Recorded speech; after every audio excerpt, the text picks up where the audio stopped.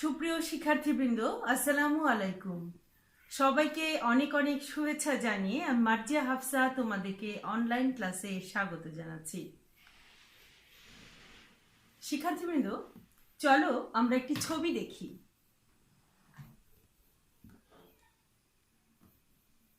দেখো শিক্ষার্থীবৃন্দ, এটি একটি, দেখো তো ছবিটি, এটি কিসের ছবি? শিক্ষার্থীবৃন্দ, এটি হচ্ছে একটি ইলাস্টিকের ছবি। এটি কিসের ছবি? এটি হচ্ছে একটি ইলাস্টিকের ছবি। তাহলে বলো তো শিক্ষার্থীবৃন্দ, আজকে আমি তোমাদের সাথে কি সম্পর্কে আলোচনা করব? হ্যাঁ শিক্ষার্থীবৃন্দ, আজকে আমি তোমাদের সাথে ইলাস্টিসিটি সম্পর্কে আলোচনা করব। ইলাস্টিসিটি হচ্ছে স্থিতিস্থাপকতা। ইলাস্টিসিটি মানে হচ্ছে স্থিতিস্থাপকতা। ধরো, দেখো, আজকে আমাদের আলোচনার বিষয় হচ্ছে স্থিতিস্থাপকতা।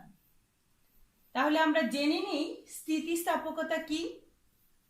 স্থিতিস্থাপকতা হচ্ছে স্বাধীন চলকের শতকরা পরিবর্তনের ফলে অধীন চলকের যে শতকরা পরিবর্তন হয় তার অনুপাতকে কি বলে? স্থিতিস্থাপকতা। আমরা জানলাম স্থিতিস্থাপকতা হচ্ছে স্বাধীন চলকের শতকরা পরিবর্তনের ফলে অধীন চলকের যে শতকরা পরিবর্তন হয় তার অনুপাতকে কি বলছি? স্থিতিস্থাপকতা। তাহলে আমরা জেনে নিই চাহিদার স্থিতিস্থাপকতা। চাহিদার স্থিতিস্থাপকতা বলতে অন্যান্য অবস্থা অপরিবর্তিত থাকলে চাহিদা অপেক্ষকে বিবেচ্য স্বাধীন চলক সমূহের মধ্যে যে কোনো একটি স্বাধীন চলকের শতকরা পরিবর্তনের ফলে চাহিদার পরিমাণের যে শতকরা পরিবর্তন হয় তাকে বোঝায়। দেখো, এই যে একটি কথা যে অন্যান্য অবস্থা অপরিবর্তিত থাকলে, ঠিক আছে, চাহিদা অপেক্ষকে বিবেচ্য স্বাধীন চলক সমূহের মধ্যে যে কোনো একটি স্বাধীন চলকের শতকরা পরিবর্তনের ফলে, তার মানে কি? দেখো, চাহিদা অপেক্ষক হচ্ছে, চাহিদা হচ্ছে তার নিজস্ব দাম, আয় এবং সম্পর্কিত দ্রব্যের সাথে নির্ভরশীল, ঠিক আছে। তো এগুলোর যে কোনো একটির পরিবর্তনের ফলে চাহিদার যে পরিবর্তন হয় তাকে আমরা কি বলছি? চাহিদার স্থিতিস্থাপকতা, ঠিক আছে। তো তাহলে দেখো, অন্যান্য অবস্থা অপরিবর্তিত থাকলে চাহিদা অপেক্ষকে বিবেচ্য স্বাধীন চলক সমূহের মধ্যে যে কোনো একটি চলকের শতকরা পরিবর্তনের ফলে চাহিদার পরিমাণের যে পরিবর্তন হয় তাকে হচ্ছে চাহিদার স্থিতিস্থাপকতা বলে, ঠিক আছে। তো এই যে নির্ভরশীলতার ভিত্তিতে চাহিদার স্থিতিস্থাপকতা বিভিন্ন রকম হতে পারে। চাহিদার দাম স্থিতিস্থাপকতা তিন ধরনের দেখেছি, তিন ধরনের: চাহিদার দাম স্থিতিস্থাপকতা, চাহিদার আয় স্থিতিস্থাপকতা, চাহিদার আড়াআড়ি স্থিতিস্থাপকতা। নির্ভরশীলতার ভিত্তিতে চাহিদার স্থিতিস্থাপকতা তিন ধরনের: চাহিদার দাম স্থিতিস্থাপকতা, চাহিদার আয় স্থিতিস্থাপকতা এবং চাহিদার আড়াআড়ি স্থিতিস্থাপকতা। দেখো, এখানে আমরা চাহিদার স্থিতিস্থাপকতার সূত্রটি লিখেছি। একটি স্বাধীন চলকের আপেক্ষিক পরিবর্তনের সাপেক্ষে চাহিদার যে আপেক্ষিক পরিবর্তন হলো সেটাকে আমরা কি বলছি? চাহিদার স্থিতিস্থাপকতা, ঠিক আছে। দেখো, এই যে চাহিদা অপেক্ষকে বলেছি যে অন্যান্য অবস্থা অপরিবর্তিত থাকলে কি হবে? চাহিদা অপেক্ষকে বিবেচ্য স্বাধীন চলক সমূহের মধ্যে একটি স্বাধীন চলকের শতকরা পরিবর্তনের ফলে চাহিদার পরিমাণের যে শতকরা পরিবর্তন হয় তাকে আমরা কি বলি? চাহিদার স্থিতিস্থাপকতা, ঠিক আছে। এই যে চাহিদার স্থিতিস্থাপকতার সূত্রটি, এবং এই নির্ভরশীলতার ভিত্তিতে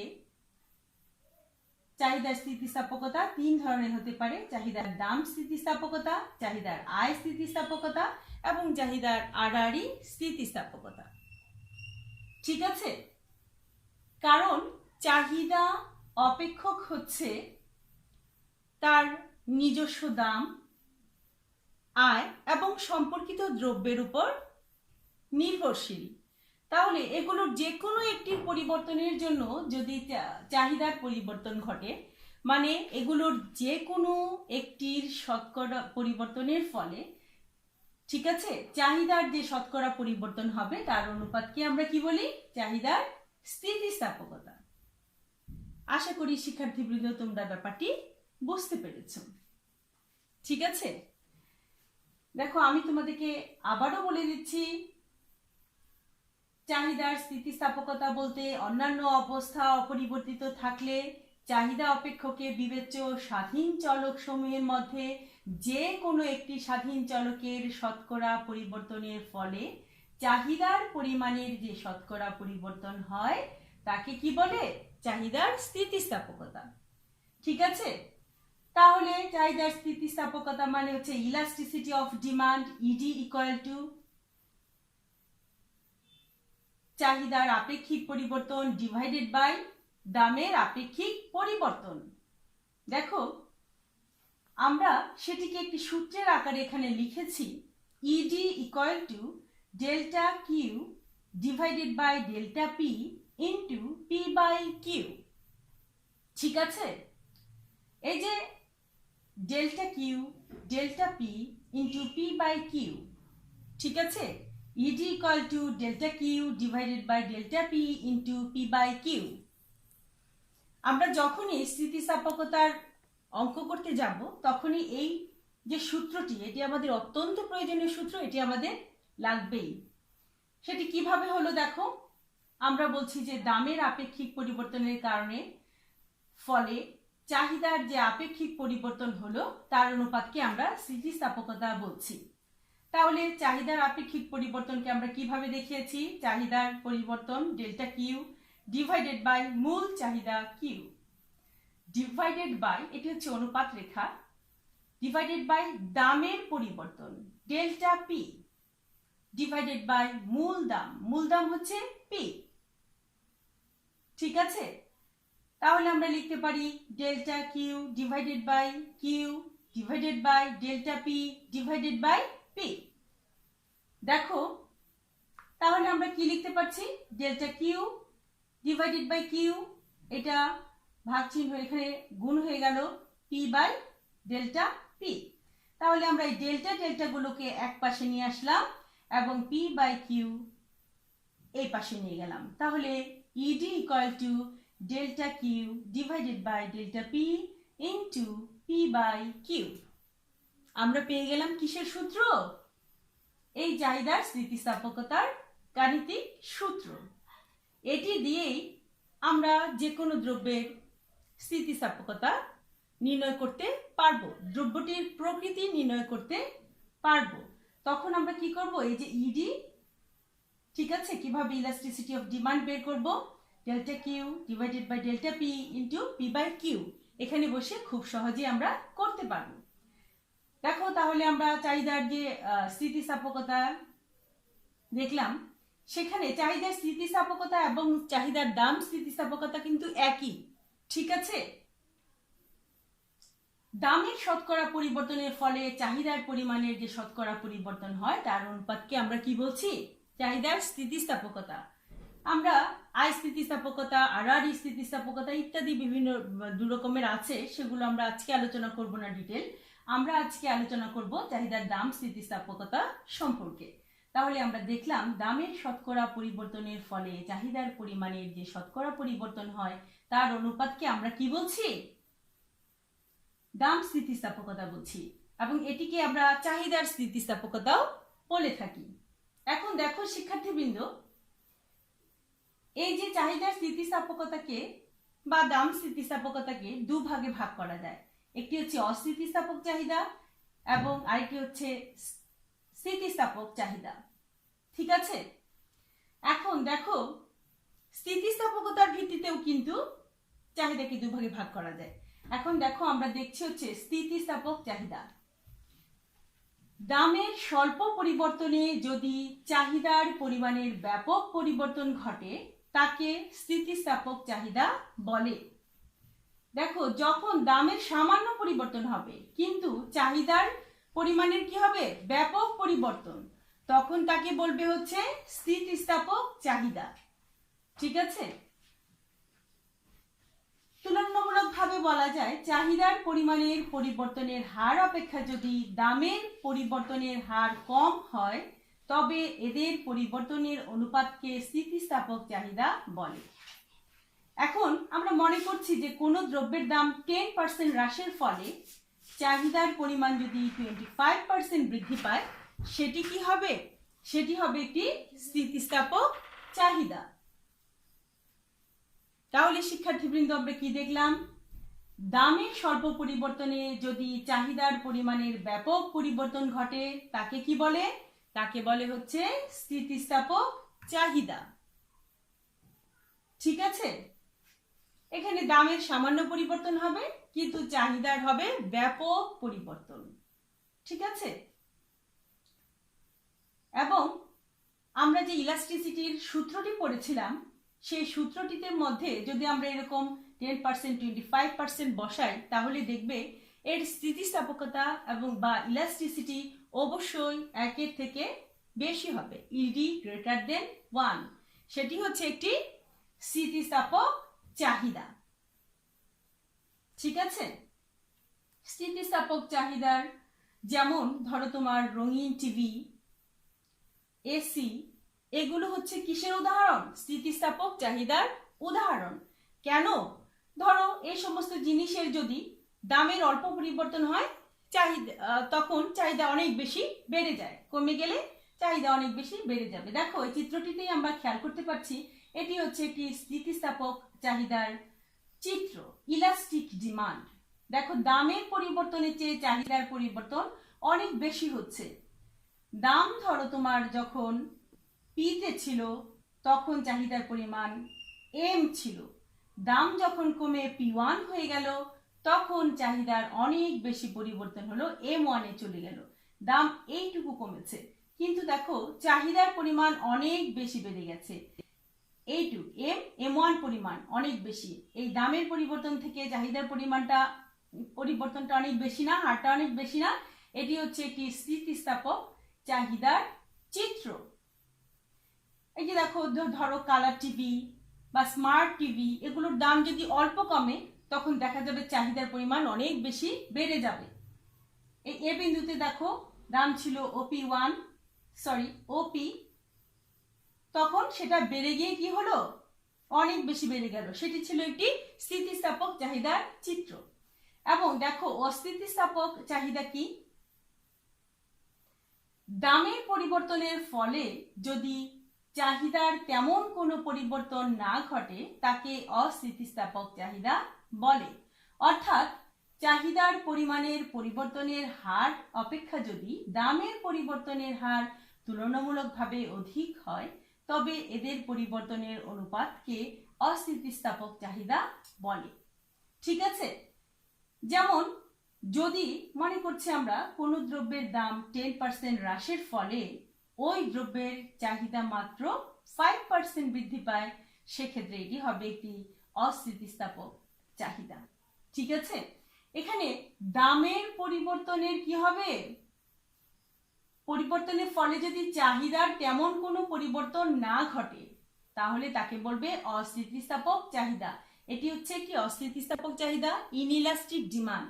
তার মানে দামের পরিবর্তন অনেক বেশি হলেও চাহিদার তেমন কোনো পরিবর্তন ঘটবে না। দেখো আবারও আমরা একটি দেখছি সংজ্ঞাটি, দামের পরিবর্তনের ফলে যদি চাহিদার তেমন কোনো পরিবর্তন না ঘটে তাকে কি বলে? অস্থিতিস্থাপক চাহিদা, ইনইলাস্টিক ডিমান্ড। ঠিক আছে, যেমন চাল, লবণ, এই সমস্ত নিত্য প্রয়োজনীয় যে সমস্ত দ্রব্য আছে সেগুলোর দাম অনেক বেশি কমলেও চাহিদার তেমন কোনো পরিবর্তন ঘটবে না, সেটি হচ্ছে অস্থিতিস্থাপক চাহিদা। দেখো এখানে চিত্রটিতে আমরা দেখতে পাচ্ছি কি দাম ড্রপ করেছে, কমেছে কতখানি, পি থেকে P1 এ কমে গেল। ঠিক আছে, কিন্তু চাহিদার পরিমাণ কিউ থেকে Q1 অল্প একটি পরিবর্তন হলো। তোমাদেরকে আমি আগেও বলেছি, আবারও বলে দিচ্ছি, আমরা এই ভূমি অক্ষে দেখিয়েছি চাহিদার পরিমাণ এবং লম্ব অক্ষে দেখিয়েছি দাম। দামের অনেক বেশি পরিবর্তন ঘটেছে, কিন্তু চাহিদার তেমন কোনো পরিবর্তন হয়নি। এটি হচ্ছে কি অস্থিতিস্থাপক চাহিদা বা ইনইলাস্টিক ডিমান্ডের চিত্র।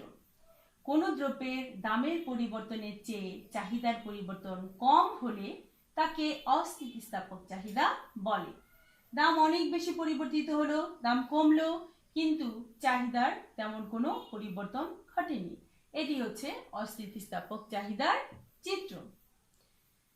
শিক্ষার্থীবৃন্দ, এই চিত্র দুটি এবং সংজ্ঞার মাধ্যমে আমরা নিশ্চয়ই স্থিতিস্থাপক এবং অস্থিতিস্থাপক চাহিদার পার্থক্য নিরূপণ করতে পারবো ইনশাল্লাহ। আমরা একটু দেখে নিচ্ছি। তারপরেও দেখো, স্থিতিস্থাপক চাহিদার বেলায় দামের পরিবর্তনের চেয়ে চাহিদার পরিবর্তন বেশি হয়। পক্ষান্তরে অস্থিতিস্থাপক চাহিদার বেলায় দামের পরিবর্তনের চেয়ে চাহিদার পরিবর্তন কম হয়। দেখো, 2 নম্বর আমরা দেখিয়েছি সাধারণত বিলাসবহুল দ্রব্যের চাহিদাকে স্থিতিস্থাপক চাহিদা বলে। মানে বিলাসবহুল দ্রব্যের ক্ষেত্রে স্থিতিস্থাপক চাহিদা ঘটে এবং নিত্য প্রয়োজনীয় দ্রব্যের বেলায় হচ্ছে অস্থিতিস্থাপক চাহিদা। দেখো, দামি অলংকার, দামি গাড়ি, দামি বাড়ি, আমি তোমাদেরকে ওই আগের উদাহরণে বলেছি স্মার্ট টিভি, এসি, এগুলোর উদাহরণ দিয়েছি, তোমরা সেগুলো বলতে পারো। এগুলো হচ্ছে কি স্থিতিস্থাপক চাহিদার উদাহরণ, এবং চাল, ডাল, এই সমস্ত নিত্য প্রয়োজনীয় এগুলো হচ্ছে অস্থিতিস্থাপক চাহিদার উদাহরণ। ঠিক আছে? এখানে স্থিতিস্থাপক চাহিদার বেলায় দেখো,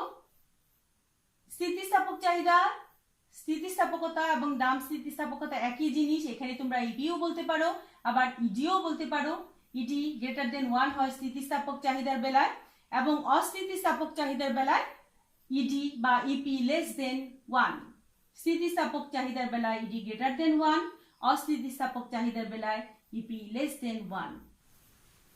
শিক্ষার্থীবৃন্দ, এতক্ষণের আলোচনার পরে আশা করি তোমরা স্থিতিস্থাপকতা কি বুঝতে পেরেছো, এবং স্থিতিস্থাপক চাহিদা কি, অস্থিতিস্থাপক চাহিদা কি, সেগুলো কি তোমরা জানতে পেরেছো।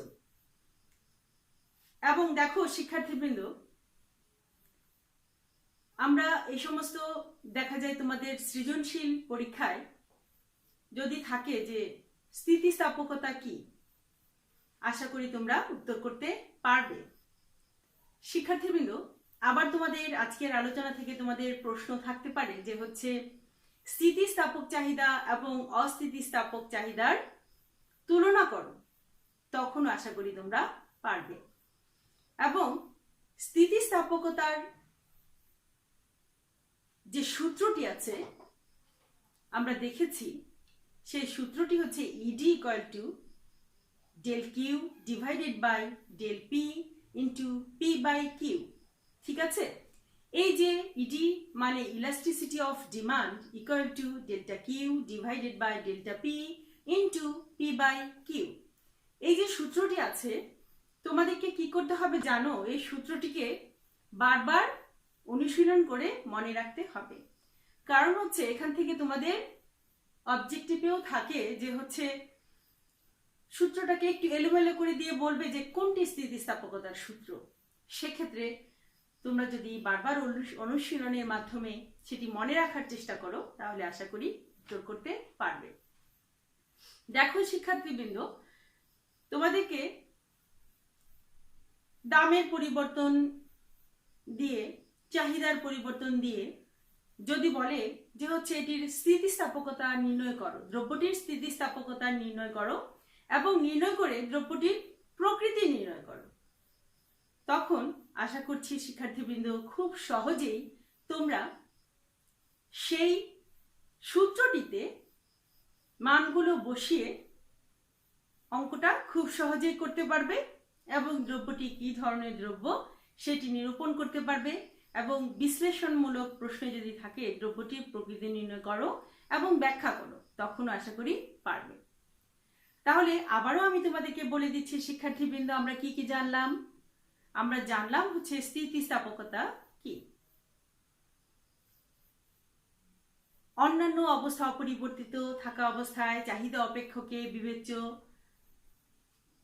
যে স্বাধীন চলকসমূহের যে কোনো একটির পরিবর্তনের ফলে, ঠিক আছে, চাহিদার যে শতকরা পরিবর্তন হয় তার অনুপাতকে আমরা কি বলছি? স্থিতিস্থাপকতা। ঠিক আছে, যেমন দেখো, চাহিদাকে আমরা কি বলছি? চাহিদা হচ্ছে কি অধীন চলক। সে কি করবে? নির্ভরশীল। কার উপর নির্ভরশীল? দ্রব্যের দাম, ক্রেতার আয় এবং সম্পর্কিত দ্রব্যের দাম, এগুলোর উপর নির্ভরশীল। তো যখন আমরা স্থিতিস্থাপকতা আলোচনা করব, তখন যে কোনো একটি চলকের শতকরা পরিবর্তনের ফলে চাহিদার যে শতকরা বা আপেক্ষিক পরিবর্তন হবে তার অনুপাতকেই আমরা কি বলি? স্থিতিস্থাপকতা। যখন আমরা দাম স্থিতিস্থাপকতা আলোচনা করব, তখন দেখব যে হচ্ছে দামের শতকরা পরিবর্তনের ফলে চাহিদার যে শতকরা কতখানি পরিবর্তন হচ্ছে, সেটাই হচ্ছে দাম স্থিতিস্থাপকতা। ঠিক আছে, তো স্থিতিস্থাপকতার ভিত্তিতে আমরা দেখেছি চাহিদা দুই ধরনের, স্থিতিস্থাপক চাহিদা এবং অস্থিতিস্থাপক চাহিদা। তো স্থিতিস্থাপক চাহিদার মধ্যে আমরা দেখেছি যে হচ্ছে দামের সামান্য পরিবর্তনের ফলে যদি চাহিদার অনেক বেশি পরিবর্তন হয়, সেটি হচ্ছে স্থিতিস্থাপক চাহিদা এবং এর স্থিতিস্থাপকতা 1-এর থেকে বেশি হবে, ইটি গ্রেটার দেন 1 হবে। এবং আমরা দেখেছি যে এই স্থিতিস্থাপক চাহিদা রেখাটি কেমন হয়? চ্যাপ্টা হয়। ঠিক আছে, এবং স্থিতিস্থাপক যে চাহিদাগুলো আছে সেগুলোর আমরা উদাহরণ দেখেছি। স্মার্ট টিভি, এসি, ফ্রিজ, এগুলোর দাম যদি সামান্য কমে যায় তখন চাহিদার কি হয়? অনেক বেশি পরিবর্তন হয়। দাম একটু কমলে আমরা অনেক বেশি কিনি, সেটি হচ্ছে একটি স্থিতিস্থাপক চাহিদার অবস্থা। আবার দেখো, দামের অনেক বেশি পরিবর্তনের ফলেও যদি চাহিদার তেমন কোনো পরিবর্তন না হয়, সেটি হচ্ছে কি? অস্থিতিস্থাপক চাহিদা। যেমন চাল, লবণ, এই সমস্ত নিত্য প্রয়োজনীয় দ্রব্যগুলোর দাম অনেক বেশি কমলেও চাহিদা তেমন বৃদ্ধি ঘটে না। এই যে অস্থিতিস্থাপক চাহিদার চিত্রটি কেমন হবে? চিত্রটি হবে খাড়াখাড়ি, কারণ এর ইলাস্টিসিটি ইডি লেস দেন 1। ঠিক আছে শিক্ষার্থীবৃন্দ, তাহলে আশা করছি তোমরা এই বিষয়গুলো সম্পর্কে ভালো ধারণা পেয়েছ। তারপরেও যদি তোমাদের কোনো সমস্যা থেকে থাকে, আমি তোমাদেরকে এর পরে আরো অনেক ক্লাস নিয়ে সেগুলো সম্পর্কে আরো অনেক বেশি ধারণা দেওয়ার চেষ্টা করব। শিক্ষার্থীবৃন্দ, তোমরা সবাই ভালো থেকো, সুস্থ থেকো, সুন্দর থেকো, নিরাপদে থেকো। আজকে এ পর্যন্তই। আল্লাহ হাফেজ। আসসালামু আলাইকুম।